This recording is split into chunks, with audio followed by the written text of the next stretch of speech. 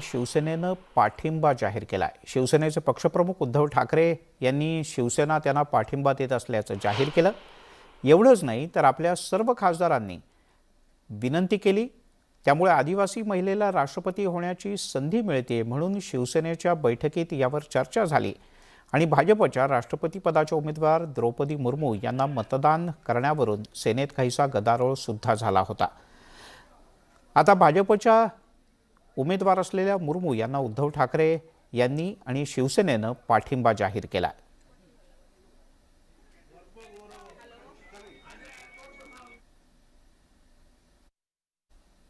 की पहिल्या प्रथम एका आदिवासी समाजातील महिलेला राष्ट्राध्यक्ष होण्याची संधी मिळते आहे।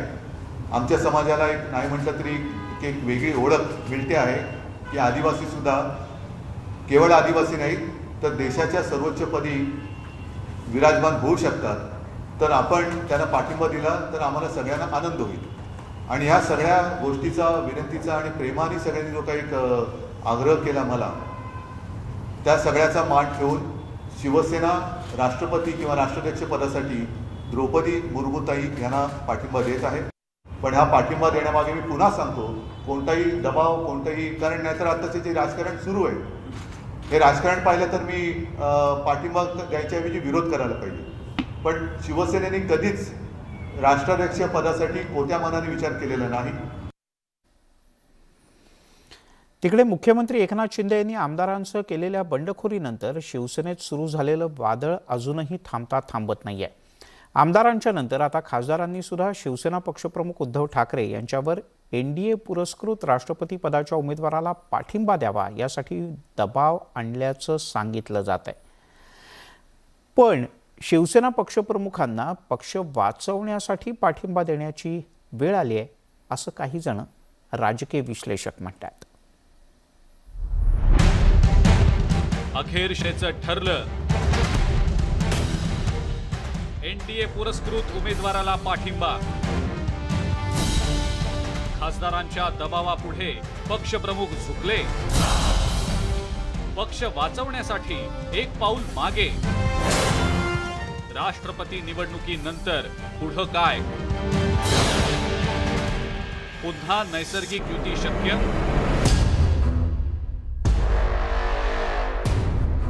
महाविकास आघाडी सरकार कोसळल्यानंतर विधानसभेतल्या बहुमतात नापास झालेलं सरकार सुप्रीम कोर्टात दाद मागण्यासाठी गेल्यावर तिथंही प्रतीक्षाच पदरी पडलेल्या शिवसेना पक्षप्रमुखांवर कोरोना काळात होतं त्यापेक्षाही मोठं संकट येऊन कोसळलं। एक पट्टीचा आमदार मावळा पाहता पाहता शिंदे गटात सामील झाला। या चिमण्यांनो परत फिरा रे असं आवाहन करूनही कोणीच प्रतिसाद दिला नाही।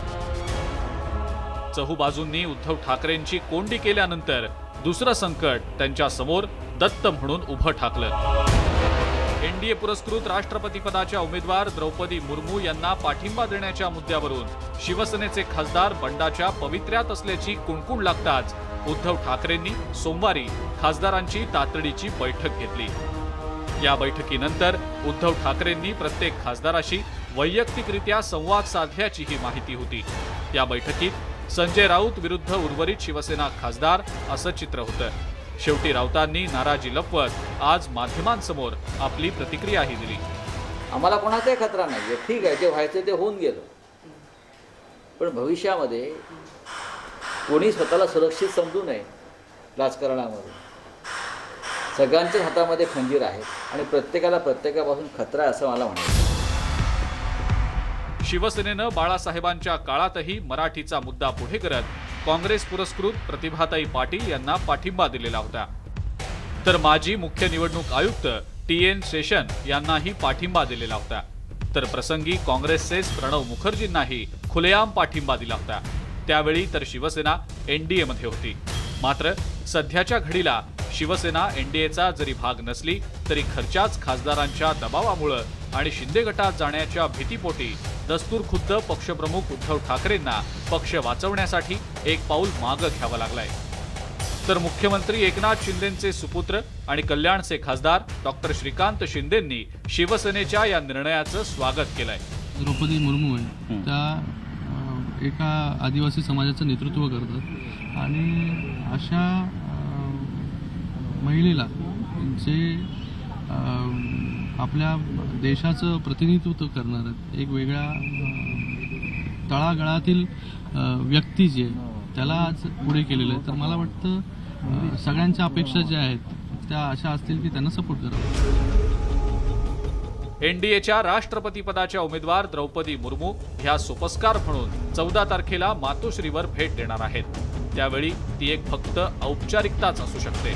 शिवसेनेच्या लोकसभेतील आणि राज्यसभेतील मिळून 22 खासदारांच्या पाठिंब्यामुळं एनडीएच्या उमेदवार मुर्मू यांचं पारडं निश्चितच जड होऊन विजय काहीसा सुकर होणार आहे. Bureau report, news 18 Lokmat. सध्या सगळ्या देशाचं लक्ष हे राष्ट्रपती निवडणुकीकडे लागलंय. संसदेत त्याचप्रमाणे बऱ्याच राज्यांच्या विधानसभांमध्ये भाजपचं चांगलं संख्याबळ आहे. या संख्याबळाच्या जोरावर आपला संभाव्य उमेदवार निवडून येईल अशी खात्री भाजपला आहे. राष्ट्रपती निवडणुकीची ही प्रक्रिया नेमकी होते कशी त्याचा आढावा सांगणारा आमचा हा खास रिपोर्ट.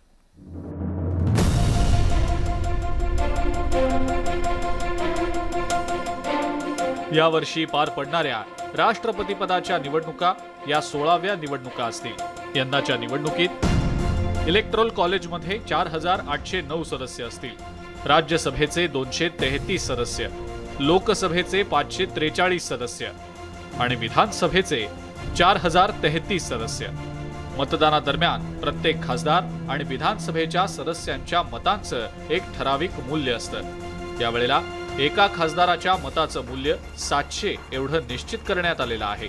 तर दुसरीकडे आमदारांच्या मतांचं मूल्य हे त्या राज्याच्या लोकसंख्येवर अवलंबून असतं.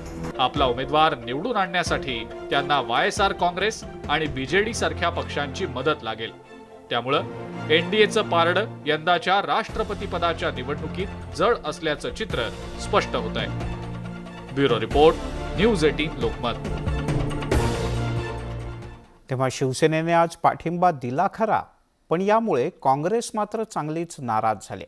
एवढंच नाही तर काँग्रेसचे ज्येष्ठ नेते बाळासाहेब थोरात यांनी ट्विटरवरून जोरदार प्रतिक्रिया दिली. शिवसेनेची ही भूमिका अनाकलनीय आहे असं काँग्रेसचे नेते बाळासाहेब थोरात यांनी म्हटलंय. शिवसेनेनं मुर्मू यांना पाठिंबा दिल्यावर शिवसेनेनं निर्णयाच्या आधी चर्चा करायला हवी होती, ती सुद्धा केली नाही असंही बाळासाहेब थोरात यांनी म्हटलंय. त्यामुळे एकापाठोपाठ एक असा हा तिसरा विषय आहे ज्यामुळे काँग्रेस ही महाआघाडीचा घटक पक्ष असलेल्या शिवसेनेवर नाराज आहे.